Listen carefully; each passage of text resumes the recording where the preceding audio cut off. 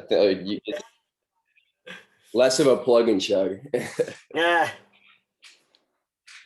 Yeah. Well, and then that one I discovered that when I was making the video. Yeah, you got to do both conservation of energy and Newton's laws. I heard you say something in one of your videos. I forget when. I thought it was hilarious. It was or what was it? It was like if you have or if you give mediocre time to the problem, you'll have mediocre job with mediocre wife and mediocre kids. Yeah, that's my phrase. And I use the word okay. I said, yeah, okay.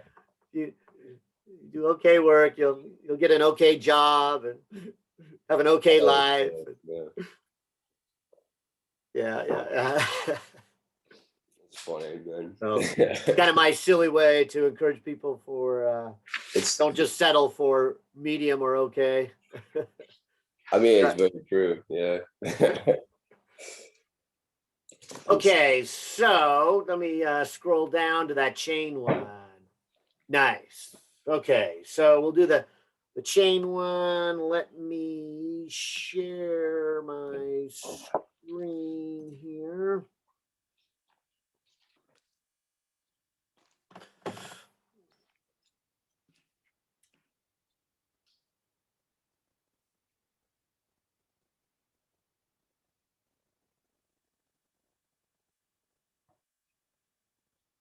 Good. And then while that's hooking up, I'll just write the title here. What's it called? Chain sliding off a table. Nice.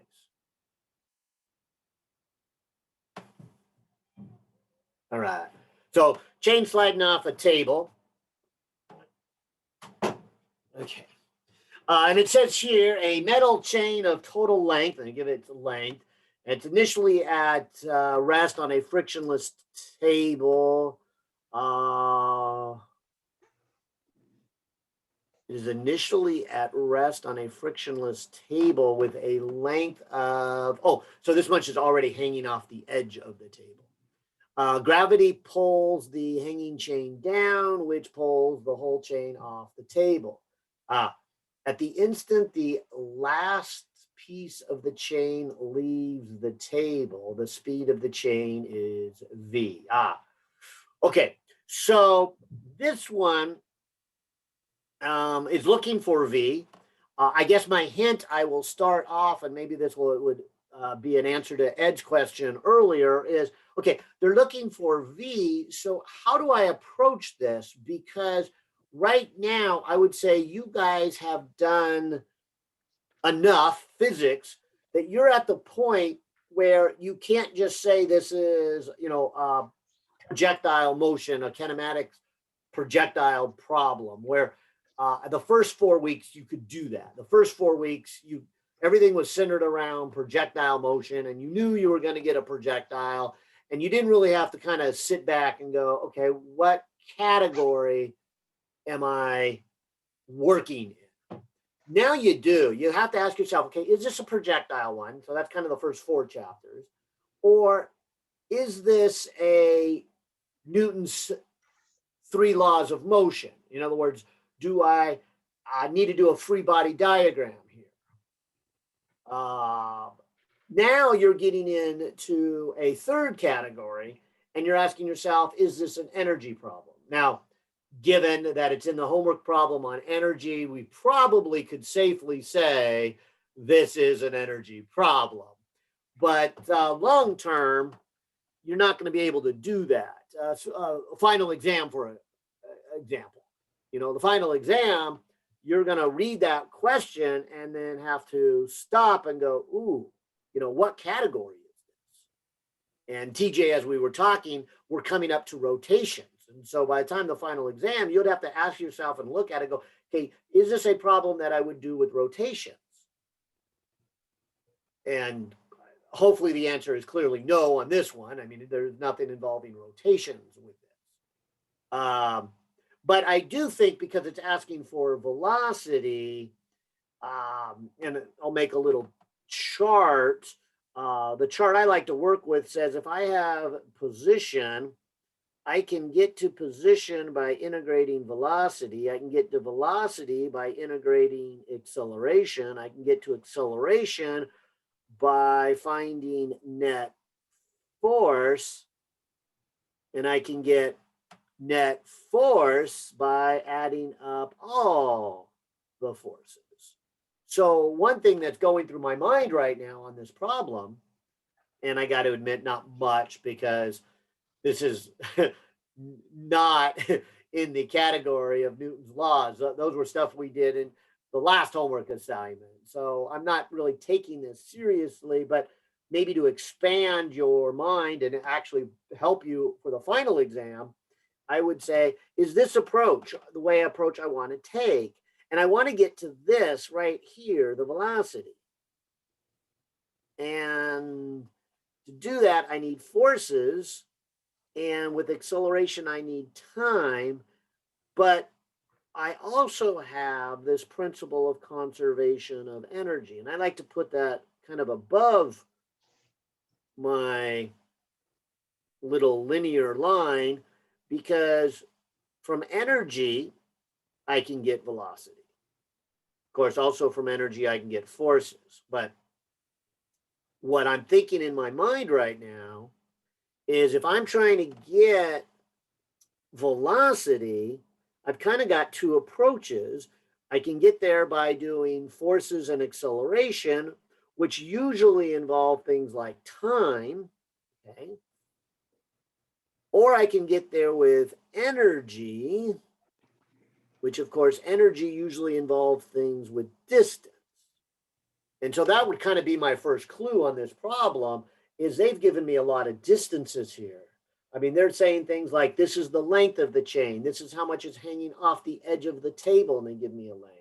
Then they're asking me for how fast is it going when the last link gets off the edge of the table. Everything about this problem just smells like energy because it has distance in it. So again, maybe that was a waste of time because it's in the category and in the chapter on energy. But in a big picture, in a final exam, you don't have that luxury. You got to go, oh, how do I do this? Anyways, so I'm going to go with the category of energy and say, let's solve this problem using conservation of energy.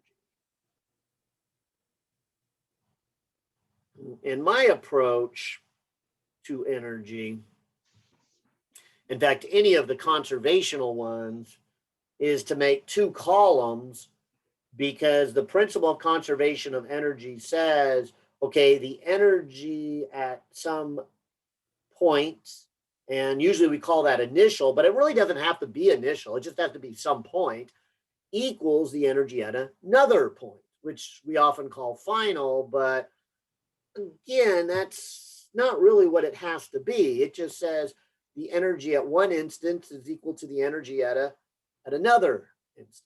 That's the real key. Oh, looks like I might have froze. Wave my hand here. All right. That's a bummer. But I'll reinitiate that. I don't think you've been. PJ, Hey. hey, I enjoy your posts on the discussion group. Oh, thank you. Yeah, no, those are great. Thank you. I'm looking forward to the one on. I'm looking forward to doing the one on collisions. Yeah, your cars and all. Oh yeah, we'll see. I have some bocce balls, so we'll see. We'll see. We'll see what I'm gonna do. Nice. Okay, so when my screen froze for whatever reason, I was trying to say that I make two charts here and that I just got to set them, equal. So I'll draw a picture here first. Here's maybe the edge of the table. And what they have is this chain hanging like that. And then the final. And let me just double check here. Gravity pulls the chain down which pulls the whole chain off the table at the instant the last piece is leaving the table.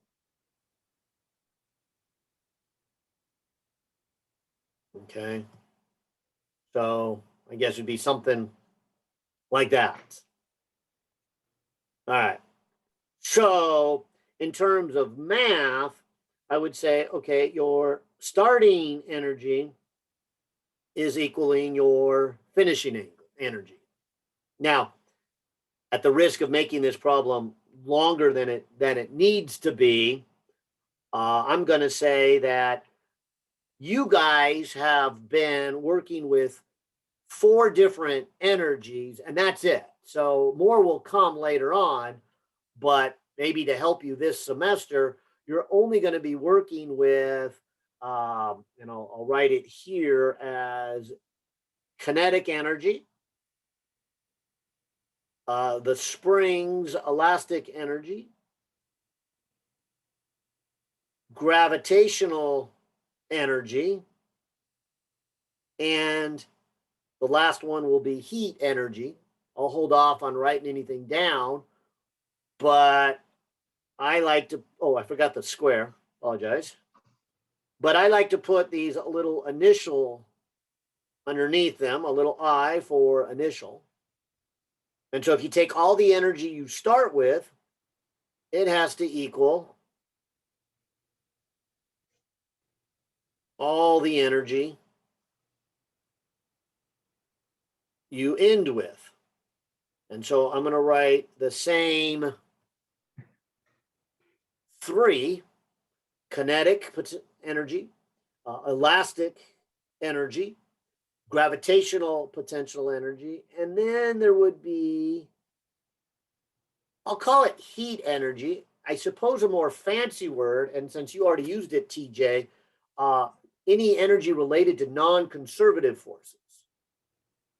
Okay, so any kind of heat, any kind of friction, which for us right now, that has only really been what we call kinetic friction.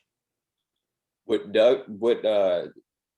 Professor Folsom likes to do, it seems like, is put the non-conservative work on the left side of the equation, the initial. And he like in the way like he likes to say, I guess, So the initial plus the kinetic plus the non-conservative work times cosine of 180, so minus that, is equal to the final energy. I'm seeing like a lot of different ways of writing the equation, like all over, like just from my research all over. Is there like the best way, or is it just like whatever works kind of thing? Yeah, I think what I think if I heard you say, you're saying on this side of the equation, the left side of the equation, write all of these as initial energy. Yeah, what I have written down right now is U initial plus K initial plus work non-conservative is equal to U final plus K final. Okay, good. Good. Oh yeah. So I would write this. Okay, yeah. Again, so we're saying the same thing.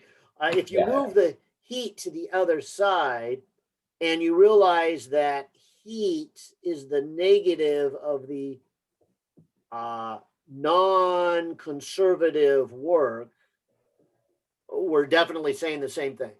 Yeah, we're saying the same thing, but it's kind of weird. Well, I think the way that I'm doing is weird. I'm just doing it the way that Professor Folsom had it in this thing, because just to like try to get the same answers as he did, as he's getting, or just like as accurate, like have the best chance of that. So yeah, I like that. So to help you out, maybe I should write it this way here. Yeah, here I'll show you here. Let me see if I can. This was his lecture notes. Let me see.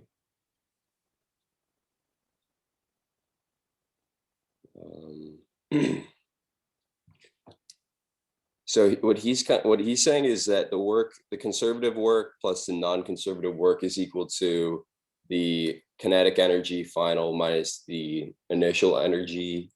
And then he derives like the way that I was talking about from that. So let's see. I'll send you the link. Here's the link.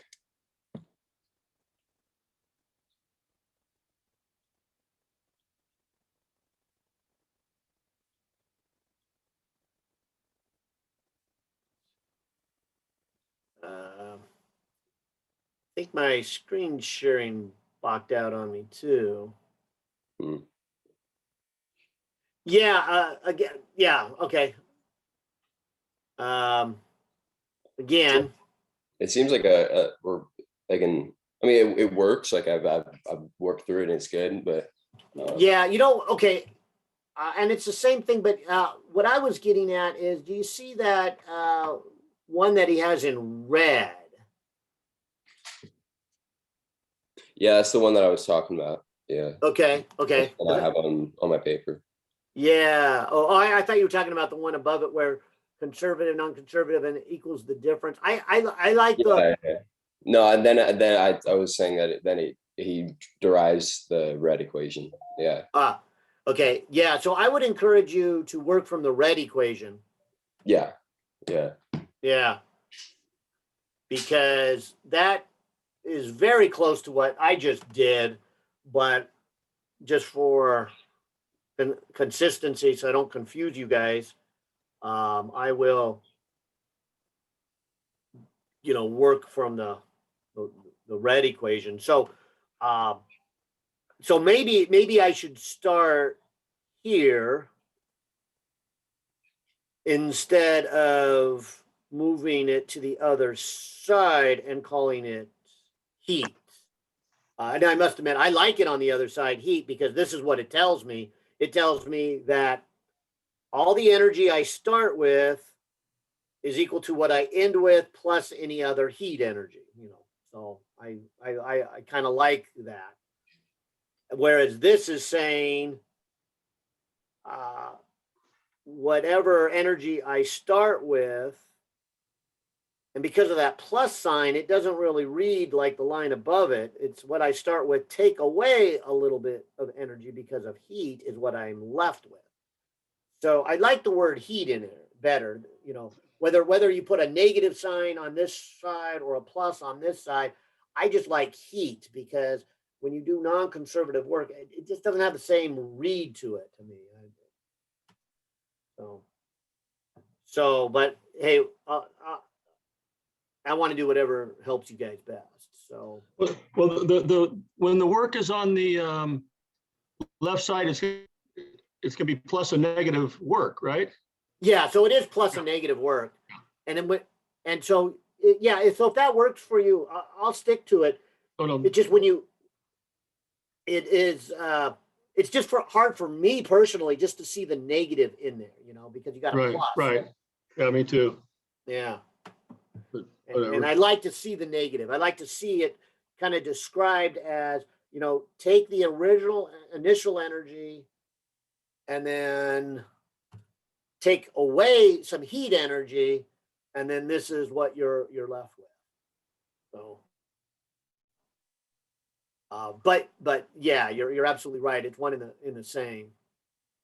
I think what he wanted is for people to realize that energy is like the negative of work or what was it? It was like or at least the non-conservative work is the theta between the display, or at least for friction, it's between the displacement and or it's like it's either 180 or 0 degrees. So it's going the opposite way. So it's negative. I think that's what he was trying to get at. Yeah.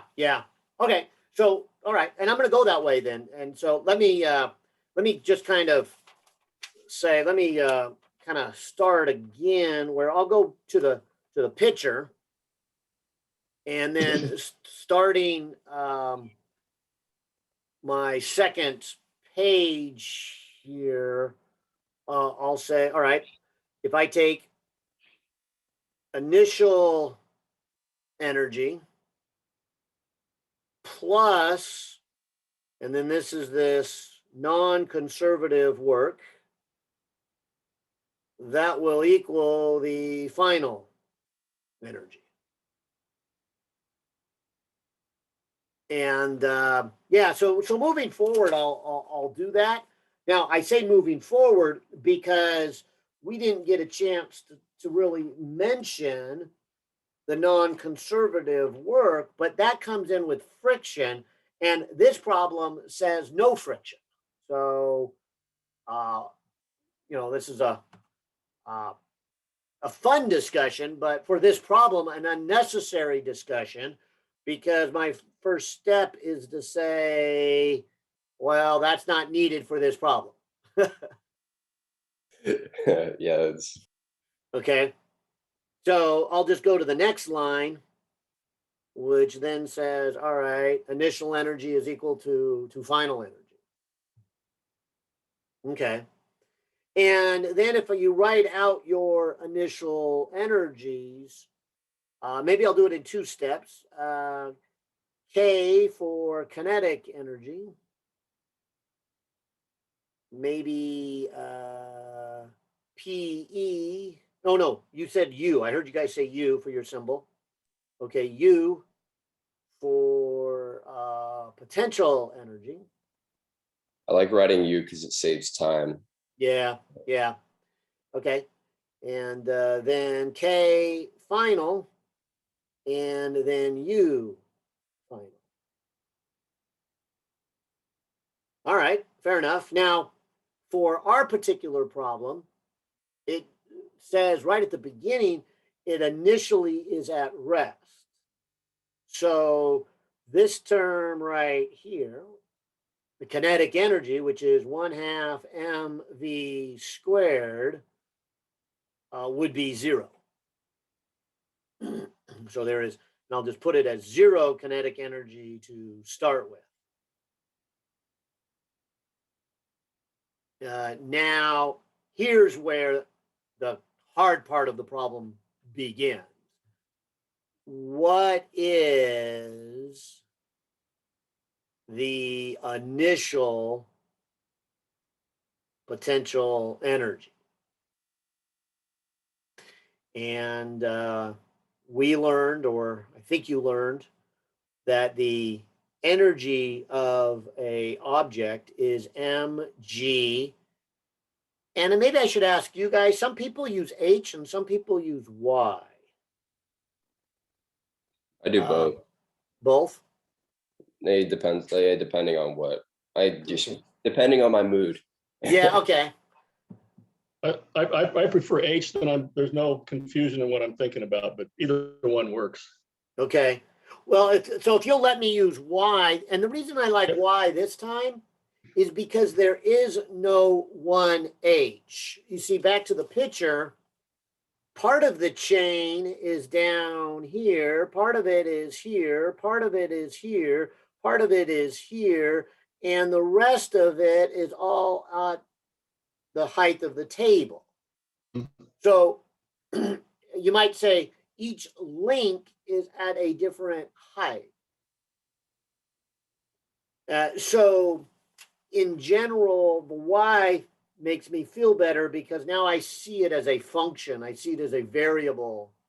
Not that each can't be used, but so it's fine. It's fine. yeah. So if you'll, all right. So here's what I'm saying then, and I'll put it in a non-calculus form first. I'll say that, okay, to get the potential energy of this chain, I would have to do something like this mgy, and that's not a very good looking sigma symbol, but I was trying to do the Greek summation symbol. I guess it probably more accurately looks like this. But what I mean by that is you have to add up all the links. Because again, coming back to this picture, some of the links are at different heights. And let's see, look like in Doug's picture, 1, 2, 3, he's got 4 links hanging down a distance, X here, and he's got the rest of it across the table. Yeah, this is where I had some trouble. It was like I thought that this was like, okay, well, you have X here, so it'd just be MG, like whatever that length is. So like, I think it's 0.3 something. Right. So this is why I'm saying this is really the hard part of the problem right here. So let me continue with this harder part and do it in terms of what you might see in the calculus coming out here. Because if you then take this summation, and I'll leave it as a summation for a moment, but maybe the thing to do is with this M to think of it as a small amount of mass. And you might even think of it as maybe one link, Excuse me. Grab my water here. So this would be just that one link. But I'll even go you better and I'll kind of draw the picture of something hanging off an edge. Maybe I'll give it a little thickness. And maybe if I take a little piece of this right here and say that is delta M, maybe instead of saying it's the whole link, maybe it's a mass of half a link. Or maybe it is the mass of a quarter of the link. What I'm getting at here is we might take the limits as we make our little chunk smaller and smaller.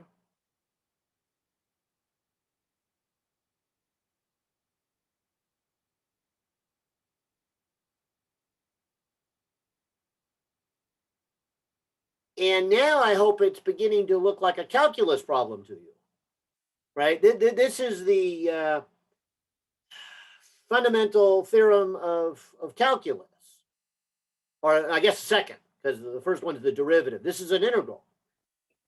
This is really saying take an integral of dm, see, that's the thing that's going to 0, times g times y.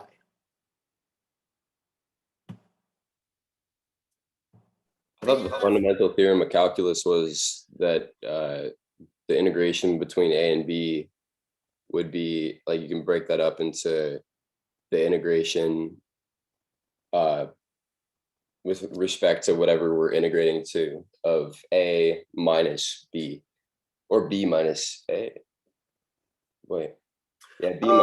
So this would, yeah, maybe this is a fundamental theorem. Yeah, this is probably the definition of the integral. Maybe yeah, not. no, yeah, that's probably what I'm thinking. Yeah, okay. I misspoke there. Sorry. I would say it's a fundamental theorem though. Yeah, well, it's probably a good thing I don't teach calculus then. So I don't know which is the definition and which is the fundamental theorem. But I hope you are recognizing that it's part of your calculus. And here is where we come into something that, again, is what makes this problem perhaps hard, because here we have an integral with a dm, and you're probably asking yourself, wait a minute, I did a lot of integrals in my calculus class and they all had an x or a y in them. not an M. And I'm thinking, yes, that is true. That is very, very true. But you got to remember, in your calculus class, you did not mean X as in distance. You meant X as some variable. Whether that variable was distance or mass or velocity didn't really matter. You just didn't specify. You always just called it an X. And so we call that, abstract. And here in a physics class, to make it clear in my mind what I'm adding up, I want to leave it as a dm. So I got to admit, it looks pretty funny. I also got to admit that when I ultimately do this integral, I'm going to be adding up the vertical length. And that makes me want to have this as a dy, not a dm. So again, this probably is a little bothersome, but it's still correct. In fact, it kind of ties in with what I was talking with Ed earlier, is go this direction and don't make a logical mistake. If you think you're stuck, well, stop and go in another direction. Don't just automatically say, I'm going to call that a dy and move on. That would be a mistake. And so don't do that. But it's very tempting, extremely tempting. But what this does tell me is, for me to move forward, I really need this dm to become a dy. And so how do I do that logically, not just magically change a dm to a dy and say, all right, I don't have to justify it. I'm just going to change it. That would be a mistake. So let me think about this for a moment. Maybe this will take me into page 3. Maybe I should number this in case we need to come back. Page 3. And say, okay, here's that chain again. I'll draw the horizontal section. And I'll draw the part kind of hanging off the edge of the table. And I'll kind of imagine chopping it into little pieces, okay? And now remember, each little piece, I called it a delta m at first, but now taking the limit, I'm going to call that a little dm, okay? So it kind of fits with my calculus notation. And is there like any connection that I can stop thinking about it as a dm and start to thinking it as a dy? And I say, yes, there is. And this is it. It's called the density. The density is the mass per, and I'll pause right there because usually density, we say mass per volume. But why don't I just simplify it, since this is kind of one dimension, and say mass per length? Because the chain is going to have the same width and depth. And so really the only thing I want to look at is the length of the chain, not really its width or depth. I think I don't think we've, at least at least in the calculus version of this class, learned density yet. Good. Yes, actually, good point. Density is, well, actually, I'm glad you asked this. TJ, you had asked earlier about the next chapters, in chapter 9 and center of mass. And to do center of mass, and then when we get into rotations and do rotational inertias, we do a lot of density stuff. So I would say that I totally agree. You really haven't focused on density because you haven't given size to your objects yet. And this one is starting that procedure. It's kind of like a palette. So so I would say again, the reason this one is hard is you cannot think of this object as a single object, and you got to throw in density, and that starts to make our physics harder. Yes. And the reason I can't think of it as one object is I'll go back to, what we were doing here on page 2 is to get the energy of it. We've got to add up all the lengths. Now, if you can hang with me for just a moment, I want you to see the result we get is actually really simple and not even surprising. So it's one of these things that I think I was telling Ed earlier that, or maybe it was you, TJ, that, once we did the integral to get 1/2 mv squared, we don't have to do that again. So once we work through this, we don't have to do it again. So I guess you might say I'm kind of lecturing to you, if you will, of how to get this equation of getting the potential energy when something's hanging off the edge of the table and each little piece is at a different distance. Oh yeah, this is great. I'm Yeah. enjoying this. Okay, good. And then sadly, it's making the problem, long, which I think is good, but it might make it look harder than it needs to be at first.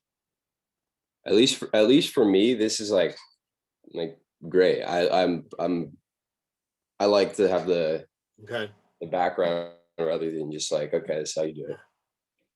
Okay, good, because we're gonna finish this real quickly. If you'll let me then do this. Then I would say there's 2 ways to think about density. One way is to take the whole mass of the chain. Let me call it capital M. I'm just kind of looking back at the problem. It doesn't look like he has a symbol for the whole mass of the chain. So I'm going to invent one here. Call it capital M. And I'm also going to then divide it by the whole length of the chain. Now, he gives us the total length, but let me just do a symbol at first. And when I do densities, for some reason, I like to use the analogy of a candy bar. If you wanted to know the density of chocolate, you can take the mass of the whole candy bar and divide it by the whole length of the candy bar. But you could also take a small, and here's the key thing, mass. And the reason I pick candy bars is because candy bars, they usually come in little squares you can break off. So you can take a small mass of the candy bar and divide it by the small length of the candy bar. And if you guys remember back on page 2, here is what I was trying to say is there a mathematical connection between, all right, my crazy thing froze yet again. I did see right before I started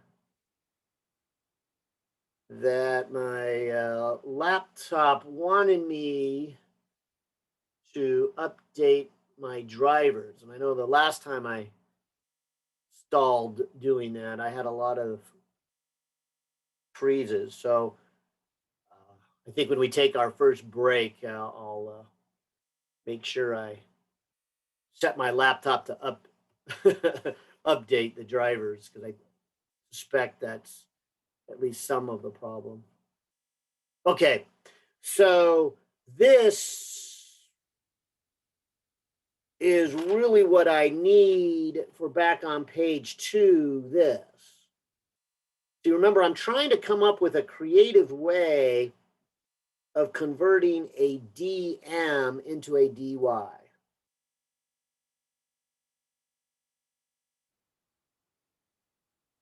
And I think I've now got it.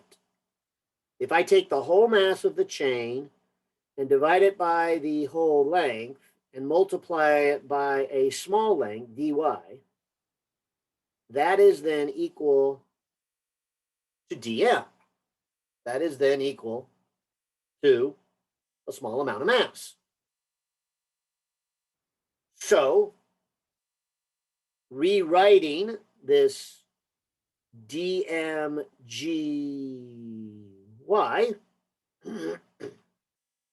excuse me, I'm going to then say that if I replace the dm with the mass over the length, and then a dy, and then a g,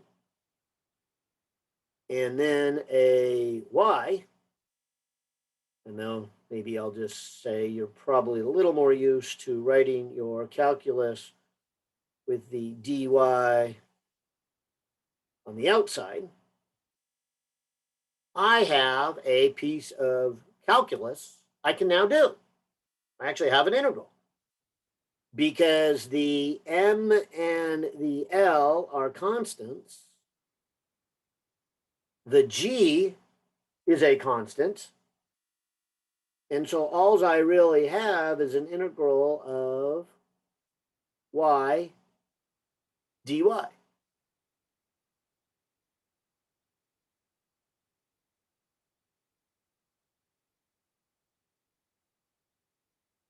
Okay. Now, here is what I'm saying. The result I get after all of this work, the result I get is actually pretty simple and not surprising. It's even making me second guess myself if I should have gone through all this detailed calculus. Because watch this. If I go m, and here's the length of it, and here's g, and I do this integral, say from 0 to the length of the chain of y dy. Do we want to do it to the length of the chain for initial? Okay. Or Okay. do we want to do it to like 0.3 something? Yeah, let's. Well, I'm still trying to talk in the abstract, so let me answer you this way. You could say from A to B, just for now. Yeah, let's do this. Let me change my meaning of L. I said L was the length of the string. This would be better if I said L was the amount that is hanging off the edge of the table. So would that be like X? And this would be the mass that's hanging off the edge of the table. Right. So this would be the X. Cool. Yeah. And here's why. Let me, like I said, I probably made this seem harder than it needs to be. I want you to see the end result.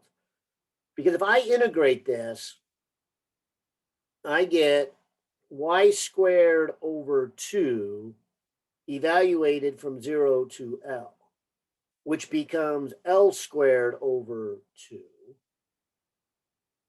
And this is the magical step. The L cancels off, the part that's hanging over the edge. And what I get is M G L over 2. Okay. So this is, bummer, this is really crashing a lot.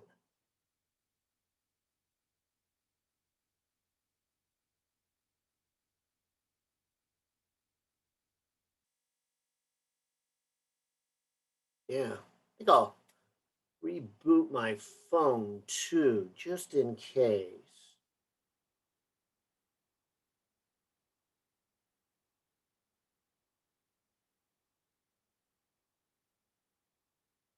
But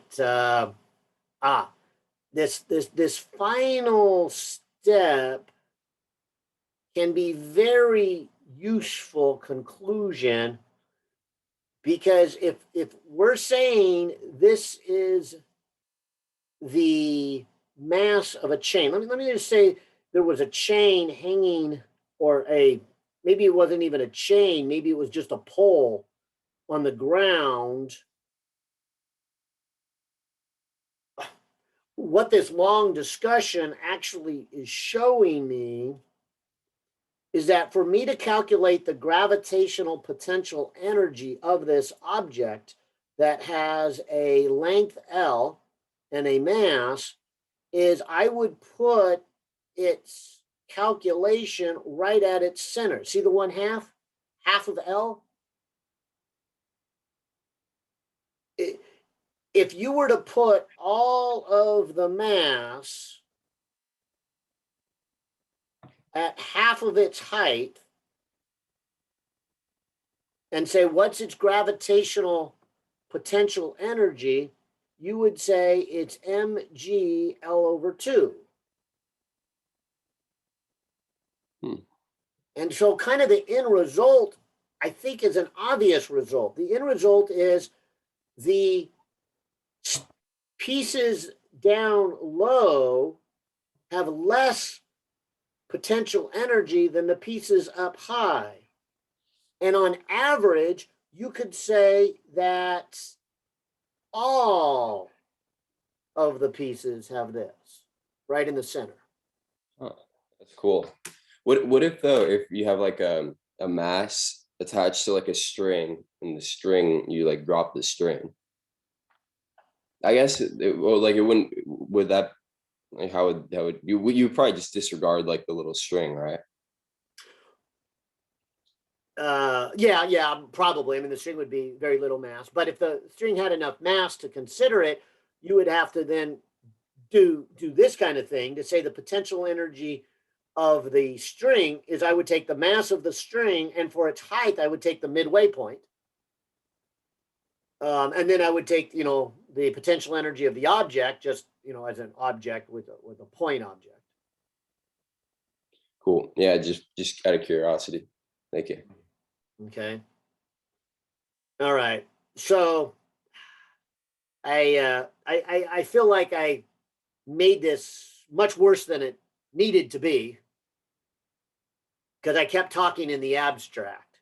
So let's go back to what you were kind of helping me out with, and I left it in the abstract, but let's go back to what I was really ultimately trying to get at, and that is right here, this integral. What is the potential energy? Okay.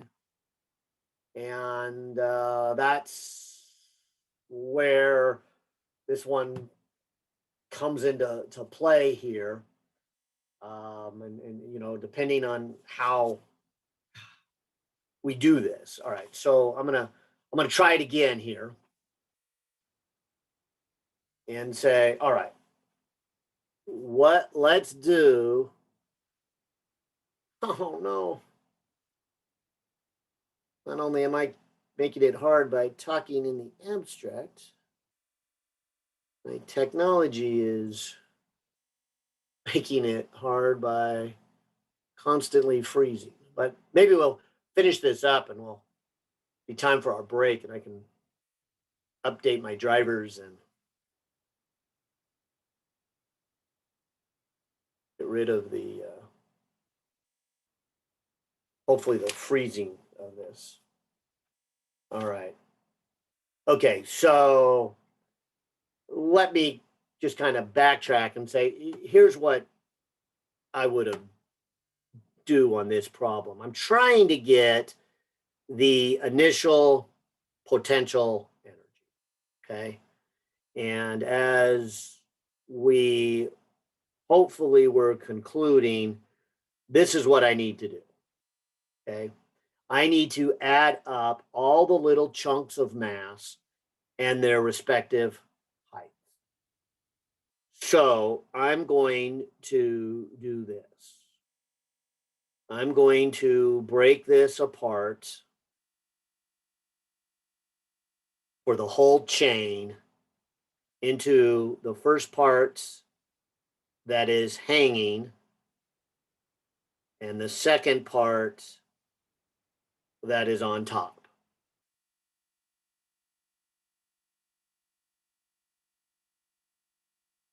Because if I do this conversion of dm to a mass per length dy, g dy,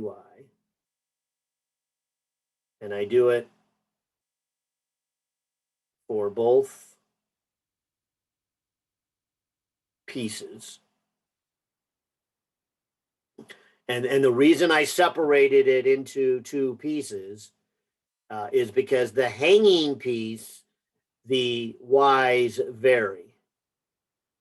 But for the part of the chain that's on top, there is no variation. Okay.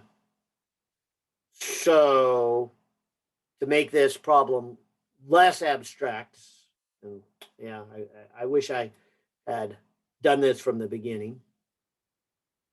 I'm going to say, let's do our integral, for the part that's hanging from the bottom of the hanging chain to the top. So now I need to come back here and look at some numbers. They say it is initially at rest on a frictionless table with a length of 0.324 hanging from the edge of the table. Now, did they give me the height of the table? No, I think what we need to do is use the table as 0 height for the reference point. Okay. And that was good. Good. I'm glad you said it, because my next question is, do you want to use the height of the table as 0 and call the height of the table 0? Or do you want to make a ground and call that 0 and then give the table a symbol of h? That I think is making it harder, so I wouldn't encourage that. So I'm glad you say, let's call the table height 0. So that means the lower part of my chain is at negative 0.324, and the top of the chain is at 0. Okay. It also makes this incredibly easy because there. Should we start plugging in numbers, like, or should we continue to solve symbolically and just plug it at the end? No, okay, no, okay. No, I'm going to start plugging in numbers, but I do want you to see when I plug in numbers, even if I don't plug in the M or the L, watch this. When I plug in the Y of 0, this all comes out to be 0. So the part of the chain that is actually on the table has 0 potential energy by our definition of what is 0 height. So now, TJ, as you said, I should probably put in some numbers here. So let me start with the mass of the chain, which we don't have, so I can't plug that in. Let me divide it by the length of the chain. So we do have that number, 0.86. We do know the value of G. So let me plug in that value. We then have this integral, which would give us y squared over 2 evaluated from negative 0.32420. So again, if I leave m alone and put the 9.8 and then put the 0.86 and then put in my limits here, this would be 0 minus negative 0.324 squared over 2. And if I put all of that into my calculator, maybe I'll start with this negative 0.324 and square it. Oh, I didn't do that right in my calculator. I need a parentheses. Negative 0.324 close parentheses and square. So that comes out to be a positive number. Divide that by 2. Multiply that by 9.8. Divide that by 0.86. And I get the negative from here. I get a number of 0.598 m. And sadly, I can't get a full number because I don't know the mass of the whole chain here. But that's a good first step. Now, again, I spent probably too much time talking about getting to this integral. Let me come all the way back to page 2 here. You know, I've been focusing on this part, getting the initial energy. But remember, we're trying to fill this in right here. We're trying to fill in what is the initial energy, what is the final kinetic energy, and what is the final potential energy. So we've done what you might call 1/3 of the problem. We found this term. What's the initial potential energy? Okay, so there it is. Let me just write that as my initial potential energy. And I guess this is page 4. Let me ask this question. It's supposed to go right here.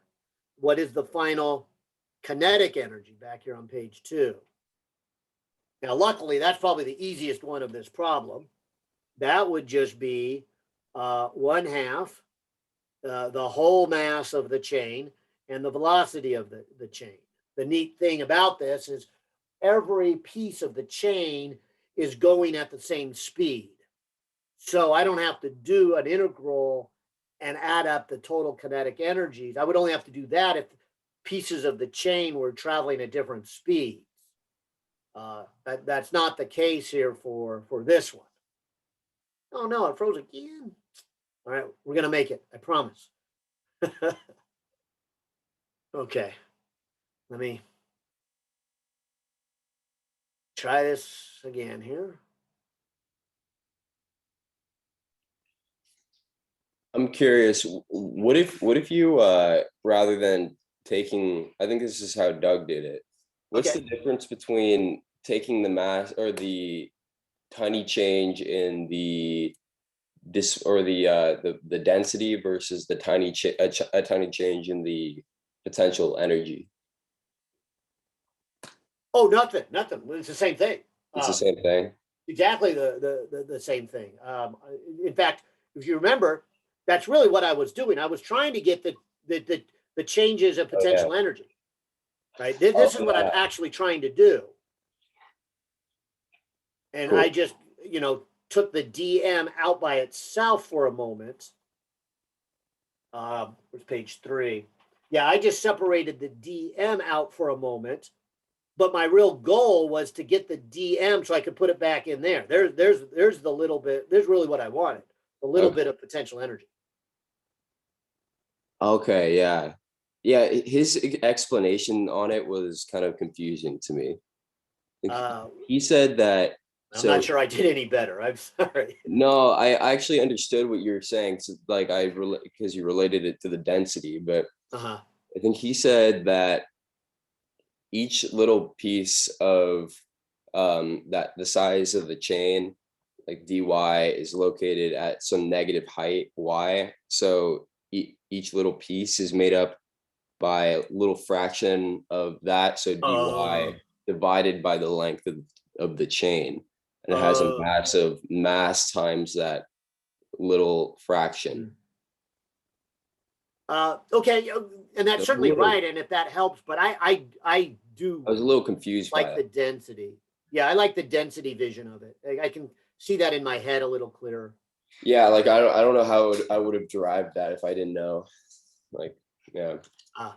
Well, yeah, okay, and rightfully so. And I'll say it again. This is, as you pointed out, when I even put density on there, you kind of balked and said, "Wait, we've never done anything with density," um, and and you made me think. I said, "Yeah, you're right. You know what I'm doing now is, A, it's not easy, and B, it's the first time you're seeing it, but it will not be the last. You will see it a lot." So that made me start to go kind of slow through this problem. I said, okay, I should do this slow and steady because we're going to be doing the same thing in chapter 9 when we do center of masses. We're also going to be doing the same thing with density when we go into chapter 11 and we do moment of inertia. So Yeah, I have a feeling that unless somebody that was like a genius in this class, they wouldn't like. I thought I understood it pretty well, but I definitely have more work to go, which is like fine. But yeah, yeah. So again, I'll say it. No, this is this is a hard problem. this is a hard problem. I mean, even when I read it, I said this is a hard problem because of the calculus involved. But now realizing it, that this is the first time you guys are encountering this way of thinking, it's doubly hard. Yeah. Yeah, because it was kind of like out of nowhere. Yeah. Right. Right. Left field. I see where you're coming. It's going to look like it's out of left field for you. So, but let me assure you, this is the only way you can handle things that have size to them. And as we talked about earlier, we're at a transition point right now where you're going to go from looking at all of our objects as being a point to things that have size to them. And to do size, you have to think of it as a summation of a bunch of little pieces. Yeah. And that's what I'm trying to emphasize. Yeah. Yeah. Yeah. I know I that's kind of weird that I there's nothing on this type of stuff in the chapter, at least, or like in the lecture notes. It's kind of weird, but yeah. Let's see. Okay. Yeah. Yeah. I'm wondering. Like I don't know why yeah. Yeah, I think I might go back and scan the book and see. This Because this caught me a little off a guard. little weird. This did too catch me a little off guard. I was not expecting to go through this kind of detail of the integrals until next chapter with you guys. And that I was thinking next week we would see more of this.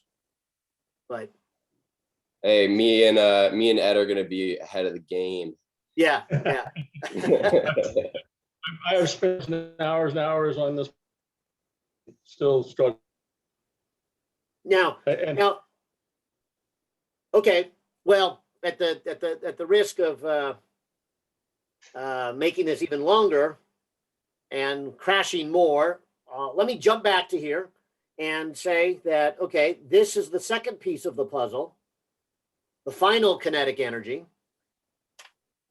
And let me put page 2 back on here. Okay. So page 2, remember, this is what we're trying to fill in. We're trying to fill in what is the initial potential energy, what is the final kinetic energy and what is the final potential energy. So we've still got this piece to do. Now, fortunately, this piece for the final potential energy is the same as everything we just talked about for the initial potential energy. It just more is hanging off the edge. So I'm hoping, without my camera freezing, I can write here final potential energy, and I can come back to this statement that we did right here, which is the part that's hanging off the edge. And in this case, it's everything hanging off the edge. And so I'm going to do this. I'm going to put an M, a G, and an L. And I'm going to put an integral. And this time, since everything is hanging off the edge, I'm going to put negative 0.86 to 0. dy y.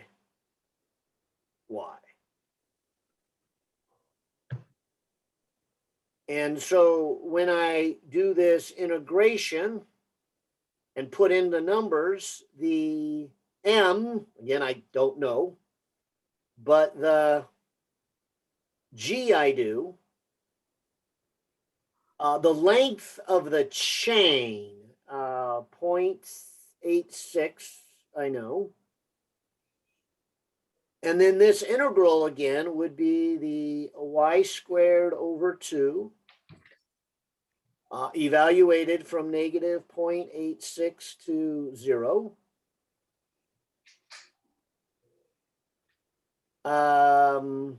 Then I'll make room for one more line before I go to page 5. Wow, page 5. Okay. Okay. I'd be so screwed on this problem if I was in the homework quiz. You're like, no, but you will just get 4 out of 5. 4 out of 5 hurts.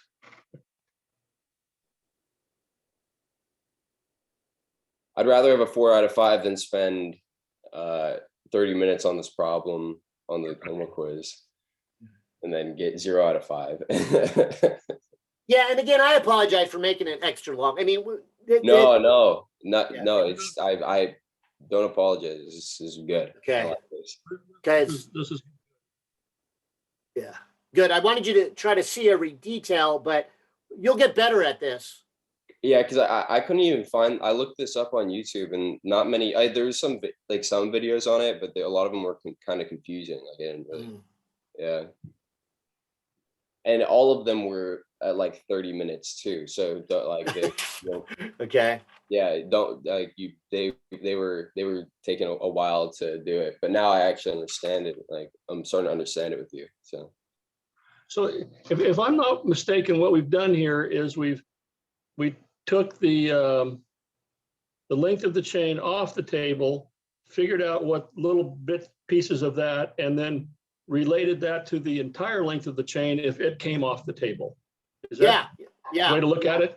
Yeah. Okay. Yeah. So Yeah, because until I saw that integral where you had the on the table, off the table, I was wondering how do they put this thing together? Well, you discount or you get rid of the on the table and call it all off the table with whatever that small amount was.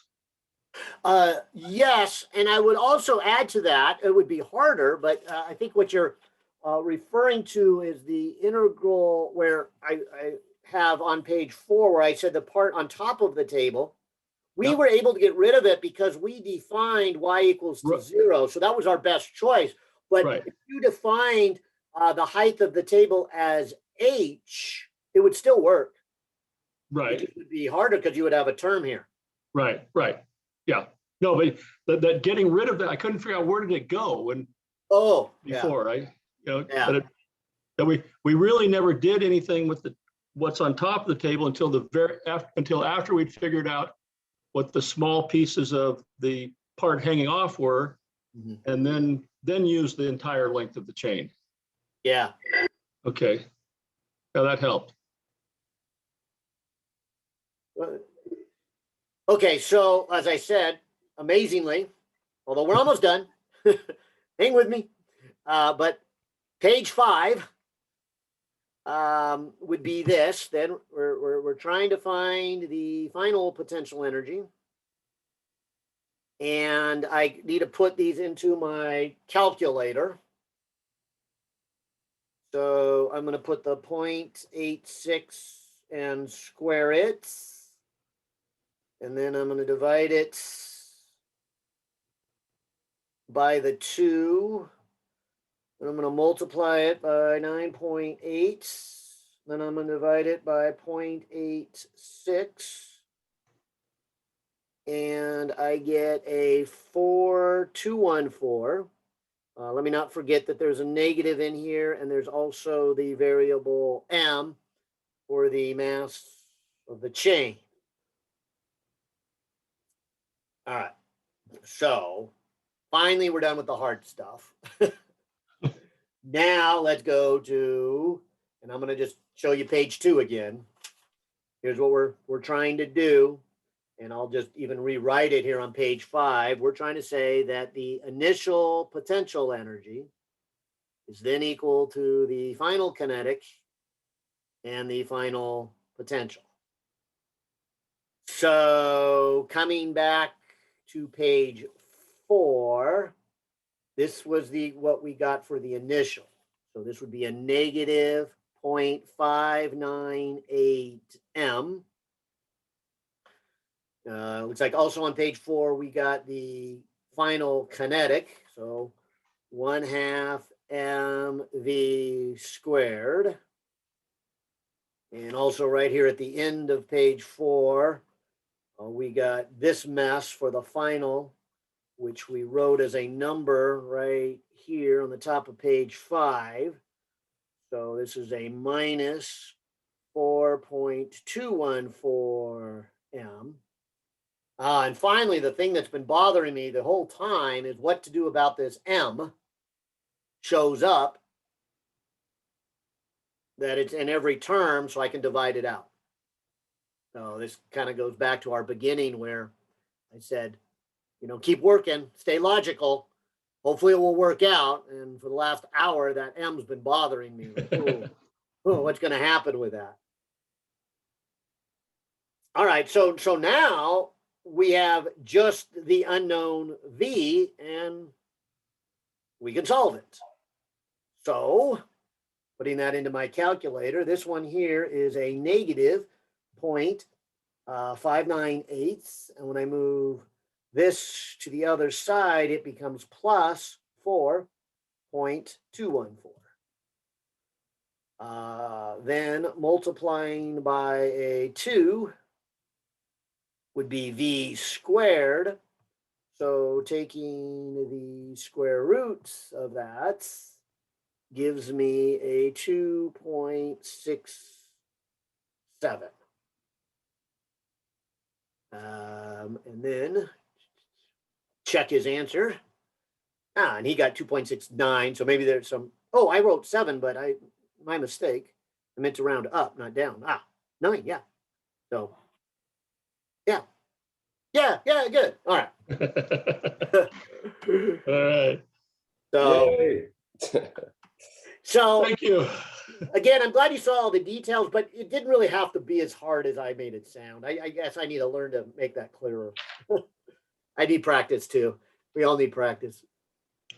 No, just the steps of walking through it helped me. I understand that much better. Good. So, Well, good. Thank you. Maybe this stuff is I mean, I'd say it's hard for. I'd say that it takes some thinking for pretty much anybody. Yeah, right. And you're asking something big right here. You're asking, adding up all these little pieces. This is doing something that we haven't really done before. Yeah, Where this stuff is all like, I mean, this stuff is not not as trivial as just like, well, like a pen's up here, it has some potential energy, and now it's kinetic energy. It's more like, right. And then again, at the risk of scaring you, I would say that, you know, most things aren't like that. Yeah. when what you've done so far is your objects have been point objects. So you didn't have to do all this calculus to add up a bunch of different lengths. And that's about to change, because that is the next step, is to get closer to the real world, because something like a car is not a single point. Even the tire itself is not a single point. And in order to understand the physics of it, though, this is why Newton invented calculus, is he realized that, okay, even though the tire is not a single point, you could chop the tire into a million pieces, and each little piece would be like a point. So what do I do if I chop it into a million or a billion or a trillion? And all of a sudden he invents a new math, as calculus. And that was, I'm sure, not easy for him, or maybe it was easy for him. I don't know. He was a genius. But I think that he didn't tell anybody he invented it, though. He just like invented. Oh yeah, right. Yeah. No, and they found out later. Like, yeah, he kept it to himself for 30 years. Some people say he did that because, well, it depends on which side of the fence you are. If you're a cynic, you say that he did it because it was so powerful, it would advance him and make him look smarter, and he didn't want to share it with the world. Other people, I guess maybe a little bit still on the cynical side, say he didn't share it because he was a little arrogant and didn't think people would understand it. So he used a lot of his calculus to prove his gravitational theories. But when he published his gravitational theories, he actually did the proofs in geometry. So that's kind of where people get the idea that maybe he did geometry because it would be easier for the normal scientist to understand. Where he would, to do his proofs in calculus, he would have to first explain the calculus that nobody knew yet. And then, oh, crazy. All right. Hey, and I apologize for my technology. I'm gonna take my break, and I'm going to, I'll see if any of you guys are around again at 12:30. But I'm gonna reboot my everything and update my drivers and see if that helps. Awesome. Great.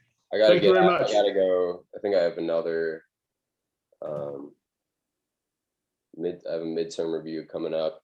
So I'll see you soon. Good. All right, guys. Take care. Thank you. Thanks so much, Michael. All right. Bye. Wait, Michael. Yeah. Or should I call you Michael or Professor Young? That Michael's fine. Okay, cool. Yeah. Because I was used to calling my teachers by their names, and then my parents were like, "You call your teachers by your names?" Yeah, now I'm like, wait, what should I do?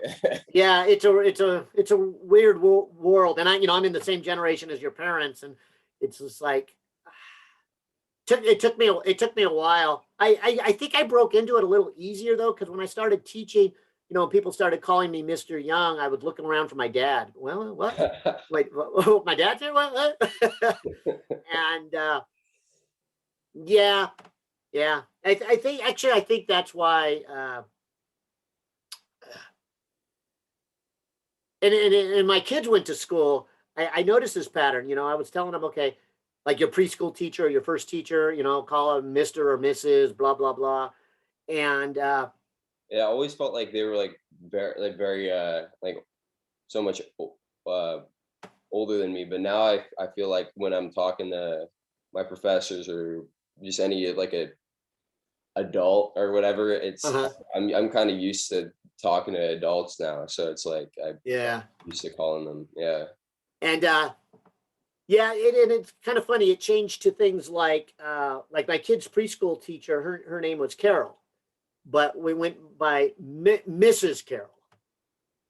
Yeah. And she goes, that's fine. Just call me. Yeah. Yeah. Mrs. Carroll. So it's still a first name, but it still had kind of that title. Kind of interesting. And then as my kids got older and I started coaching, it was Coach Mike, and the Oh, parents yeah. would always insist, well, don't call him Mike, call him Coach Mike, so give a little bit of title in there. Were you a baseball coach? Baseball and soccer. Mhm. Nice. Yeah, you really like baseball, don't you? I do like baseball, though soccer wasn't as popular, in my day that it is now. But my kids really got in soccer. In fact, my oldest one just had a game yesterday. Great game. He was he scored the winning goal, and he's now a senior in college, and Oh, wow. yeah, playing on a full scholarship. So that That's helps with amazing. the money side of things. Yeah, Yeah, that's crazy. That's awesome. Where does he go? he's at Westmont. Where is that? Westmont's in Montecito. Okay. I haven't been like too big on researching Mhm. like all the schools, so I'm not exactly sure where I'm gonna go. But Yeah. I had a weird path. I went from high school, and then I backpacked for 3 months in Utah, and then I just like went to college. Like Oh just yeah, I saw your when you had me write a letter of rec, and you gave me your cover page, and yeah. sound like that 3 months was really good for you. Glad to hear it. Yeah, no, I was having some trouble. I was like smoking a bunch of weed in high school and just on a bad path, like got into a bad crowd. And then now I'm 3 years sober, and